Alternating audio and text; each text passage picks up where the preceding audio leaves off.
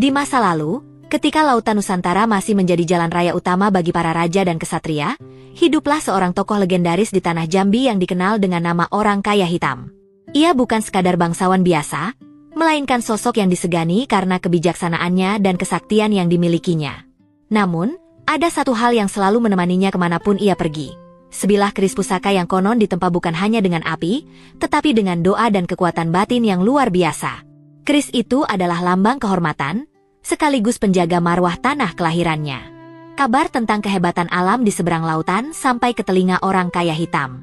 Para pelaut dan pedagang yang singgah di dermaga Sungai Batanghari sering bercerita tentang sebuah gunung di Pulau Lingga yang begitu megah. Gunung itu bernama Gunung Daik. Yang membuatnya istimewa adalah puncaknya yang unik.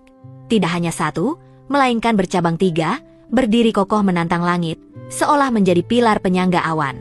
Konon, gunung itu memiliki aura gaib yang kuat, dan tidak sembarang orang bisa menaklukkan kemegahannya.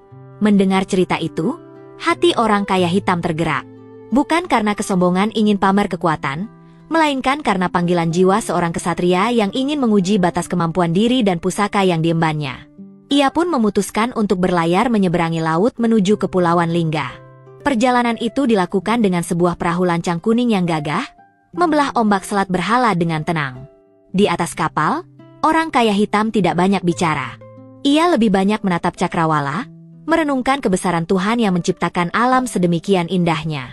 Sesampainya di perairan Lingga, pemandangan Gunung Daik yang bercabang tiga itu akhirnya terpampang nyata di depan mata.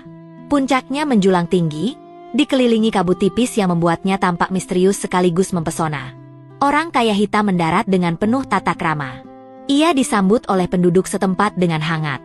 Sebagai tamu yang tahu adat, ia tidak langsung naik ke gunung. Ia menemui para tetua kampung, meminta izin, dan menyampaikan niat baiknya.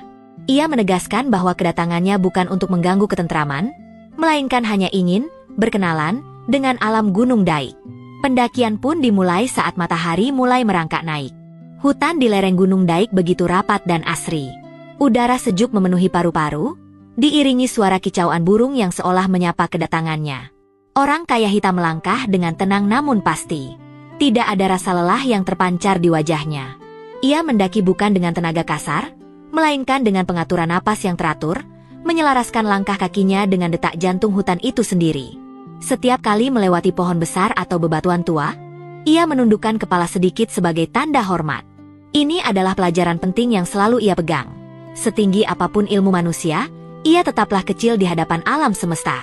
Semakin tinggi ia mendaki, semakin kencang angin bertiup. Kabut mulai menebal, menyelimuti pandangan, seolah gunung itu sedang menguji keteguhan hati sang tamu. Namun, Orang Kaya Hitam tidak gentar. Langkahnya terus berlanjut hingga akhirnya ia tiba di pelataran puncak. Di sanalah, tiga pilar batu raksasa itu berdiri tegak di hadapannya. Puncak-puncak itu terlihat jauh lebih besar dan mengintimidasi daripada yang terlihat dari kejauhan. Orang Kaya Hitam berdiri di atas sebuah batu datar, menghadap langsung ke arah puncak-puncak tersebut. Ia memejamkan mata sejenak, memanjatkan doa, memohon perlindungan dan izin kepada Sang Pencipta semesta alam. Suasana hening seketika, hanya suara angin yang menderu pelan. Perlahan, tangan kanannya bergerak menuju pinggang, menggenggam hulu keris pusakanya. Ia menarik bilah keris itu keluar dari sarungnya dengan gerakan yang halus namun bertenaga. Tidak ada kilatan petir atau guntur yang menggelegar, hanya aura wibawa yang terpancar kuat dari sosoknya. Orang Kaya Hitam memusatkan seluruh energi batinnya pada ujung keris itu. Ia ingin melihat, apakah ketajaman pusaka ini mampu menandingi kekokohan batu yang telah ditempa ribuan tahun. Dengan satu gerakan mantap, ia mengarahkan kerisnya ke salah satu puncak gunung tersebut. Ia tidak menyentuhnya secara fisik, tetapi kekuatan yang terlontar dari ujung pusaka itu melesat melintasi jarak yang memisahkan mereka. Terdengar suara gemuruh yang berat, seperti suara bumi yang sedang bergumam. Sesaat kemudian, sesuatu yang luar biasa terjadi. Salah satu dari tiga cabang puncak Gunung Daik itu perlahan retak. Retakan itu bukan karena hancur lebur, melainkan patah dengan rapi, seolah mengakui keunggulan energi yang baru saja menyapanya. Bongkahan puncak yang patah itu kemudian runtuh, meluncur jatuh ke bawah, menuju lautan luas.